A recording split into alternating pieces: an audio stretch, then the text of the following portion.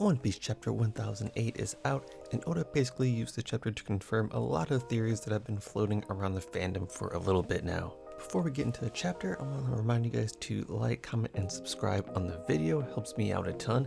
And I'm also going to have a poll in the description that you guys can answer as a nice little engagement activity, so feel free to check that out. The cover story is Robin using her powers on a horse to help it fly like a Pegasus. And nothing too much about this cover story, but it's Robin, so of course I love it. And I do love her wing move, so seeing that and seeing her kind of use it on a horse to make it a Pegasus, I definitely love it. After leaving us on that huge cliffhanger a couple of weeks ago, we jump right back in to Odin showing up in front of the Scabbards. Now, he speaks a few lines of unconvincing dialogue, and that seems to rally up the rest of the Scabbards, all except for Ashura Doji. Ashura clearly sees through this imposter and points out that it's someone else, and by process of elimination, they reveal that it's Kanjuro. Now, this was a very common theory for the 2 weeks that we had to think about it. I know a lot of people thought it was Onimaru, a lot of people thought maybe it's actually Odin from the past, but it's Kanjuro. And it's Kanjuro being as petty as he possibly can be, because he's literally just here to use his last bit of life to kind of mess with the Scabbards one more time. I like the fact that Kanjuro is sticking to the character that he is. You know, we haven't seen any heel face turns, we haven't seen him switch sides. He's still just being petty and evil because that's his life mission. His mission was to do this until he dies, and he really is going to do it until he dies. He reveals that he's controlling this clone remotely, and he's actually out somewhere else hunting down Momo. Now, the rest of the Scabbards want to go help, but we have this fake Odin in the way. I think it's really interesting that Ashura was the only one who really saw through the Odin imposter, but after going back on it and thinking about it, I think it's less that the other Scabbards believed it was Odin and more that they wanted to believe it was Odin. We even see a panel of Kinemon's face, and he's looking back and talking to Ashura, and I don't know, the face I see is one of he really wants to believe that it's true, but he knows it's not true. It reminds me of an early scene of My Hero Academia when Deku is asking his mom if he can be a hero, even though he's basically just been told it's never going to happen. And so I kind of get that feeling in Kinemon's face where it's but Odin's standing right in front of us, but he already knows it's not Odin. Ashura even goes to attack Odin just to prove that it's not the real deal, and in the midst of that he actually gets stabbed himself, and pretty much through the chest. Considering that they've been through a grueling fight with Kaido and just the war in general, this is probably a bigger wound than we would expect, and he's even floored after he takes that stab, so it seems as far as recovery goes, obviously they're not fully recovered, but they aren't really handling big hits, so that stab to the chest put Ashura down.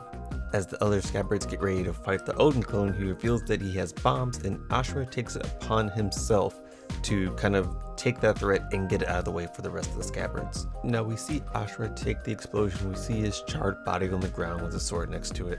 I still do not believe that Ashura is dead, especially with the other reveals that we got this chapter, considering Kanjuro's still alive, considering Orochi, who we'll talk about in a minute, is still alive, considering Hyogoro never died. We have so many people who turned out to be alive here, and that's just typical One Piece fashion. People rarely die. When they do, it's a very big and very grand type of death. Think about Ace, think about Whitebeard. Those deaths were monumental. And so to see an off panel of Ashura's dead body supposedly, that kind of gives me an idea that he's not dead. And honestly, I don't want him to be dead here. I don't think there's enough fanfare for his death, considering he was probably one of the bigger of the Scabbards. I feel like he would need more time dedicated to him in a chapter to kind of verify and solidify a death that he may have. I'm still down for Scabbards dying. I still think that would be an interesting kind of take on the Wano arc, is that the Scabbards who came here to die actually die. And as the Scabbards enter blind fury mode, they start heading towards Kanjuro, but they get intercepted by Jack. Now, Jack's been storming through all the minks that were kind of trying to keep him at bay, and I think this goes to show just how much resilience and just how fast the ancient Zoans come back, because I don't think Jack's at 100%, but he's clearing through people with ease. He is not stressing at all. And at this point in time, Inu stays back to fight Jack. Now, I don't think Inu wins this fight. 1, he doesn't have Sulong form. 2, I think Jack is an overall tank and an offensive mammoth, so he's got so much raw potential. Inu, I think, can handle it, he can stall, but I do not think he wins this fight. I don't think Inu wins the Jack fight unless he has Sulong form. I think that's the only way he pulls out a victory. So what I'm expecting here is Inu to stall out enough time for the rest of the scabbards to make sure that Momo is safe. I do have to really point out the line that Inu has about the poisonous gas, because it's such a shot at Jack, and I don't know, it feels so right, it feels so necessary. Like, we've been seeing the Dukes trying to get back at Jack for what he did to Zoe, and to see Inu say that, it just feels really good. It feels really good to have that dialogue in there. I think this also confirms that Sanji will not be fighting Jack, because it looks like he's got his fight here, and not only that, but I'm assuming Sanji is going to be playing a support or help role, so he's probably going to help the other scabbards or help Momo in some way, or a combination of the two. That's where he's going to be needed most. Transition to the biggest shocker of the chapter, Orochi is still alive. And again, just like Hanzro, we knew Orochi wasn't dead. We saw that panel, we saw his head get cut off, and the immediate response of just about everyone was like, oh, he's not dead. No way, didn't happen. And we were right. Like, I think it was kind of obvious, because his devil fruit is demon around having multiple heads. There's so much that has to happen with Orochi that him to just be killed off like that didn't make a lot of sense. It left a lot of things open when they need Orochi to close. Not necessarily that Orochi deserves to be alive. I think people still want him to have a death and to have a vicious death, but we have to close these plot points first. Fukurokuju is there as expected, and I don't know if he needed Fukurokuju to come back to life. I don't know if he has to place his head back on his body, if there's some kind of ritual that has to be done, why Fukurokuju needed to be there, but he's there now and he's helping Orochi. They're setting fire to the palace and basically planning an escape. Why?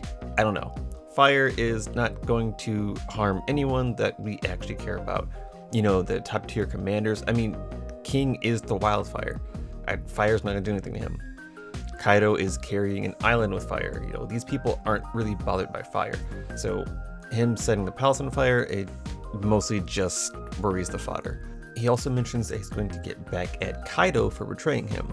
Now, obviously this isn't going to be a fight, it's going to be something dirty and underhanded, and I think one of the big possibilities is him being in leagues with CP0. Whether this involves calling more Marines here, whether this involves some kind of underhanded tactics that they're going to employ after the big battle, I'm not entirely sure, but I think one thing we might be able to agree on is that it's going to end bad for Orochi. And the biggest thing about Orochi being alive is I think this gives more for Momo to do, because at the time I really didn't know where to put Momo, because he wasn't going to join the Kaido fight. I don't think he'll have enough ability to hold up Onigashima with his own flame clouds, so now we have Orochi back. Now this gives something for Momo to kind of take care of, and I think it's important that we transition from Orochi to Momo for that reason. Speaking of Momo, we also get some nice hints during his dialogue. For one, it seems like he either has advanced observation haki, or his ability to hear the voice of all things is fairly powerful, because he's able to discern Luffy's feelings and his spirit, his attitude, just off of a whim. And even Shinobu's like, wait, how do you know that? And we then cut to Luffy and we see how he's acting, and he's right. So Momo's ability to hear the voice of all things and to be able to understand what it means at that level is very impressive. We also get interesting dialogue from Yamato, and Yamato is talking about having the power and the ability to fight alongside Luffy, and it makes me think that there's more hidden to what we saw in that panel with the teeth than what we expect, because I fully think there's some kind of devil fruit, there's some kind of latent power within Yamato, and maybe it's just an unknown variable. Maybe there's a devil fruit that was eaten, maybe there's something passed down through Kaido's genetic code that gives some kind of ability to Yamato. I feel like there has to be something there that just isn't known. And last but not least, we have the reveal of Kaido's hybrid form.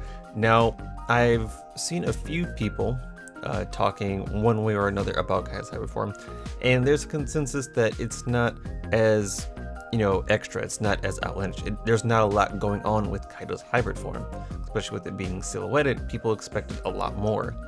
And I can't say I expected a lot more. I really didn't have expectations on what his hybrid form was going to be, honestly. You know, I've seen a lot of fan arts, I've seen a lot of cool things about it, and I definitely had like an idea from the fan art of what it might look like, but I usually don't go off based off that. You know, Oda does weird things sometimes. Oda does very different things than what we expect, so it's really hard to predict how these things will turn out. My complaint with the reveal is that Kaido didn't get his own panel to show the hybrid form. I really wish we would have got a close-up panel just going through the details of Kaido's hybrid form. Instead, we get a really cool panel of Kaido and Big Mom together, and they both look fierce and amazing, but I really wanted that solo hybrid Kaido panel to just highlight what he looks like. I think we kind of needed that, and I think that not having that diminishes the reveal by just a little bit. We also see that the rooftop pirates have been fighting for a little bit, and they're basically feeling like they're not doing any damage, like nothing's happening. And even Luffy is fighting. Now, what I imagine is happening here is that his haki isn't back yet, so he's just going in base Luffy. And he keeps getting knocked back, you know, fairly easily. And he's even like, you know, commenting on that there's no real other plan they have right now. They just have to keep attacking. It has to be doing something. And he keeps going back in, getting knocked back. So I'm assuming that there's going to be a plan here soon. They talked about separating the two.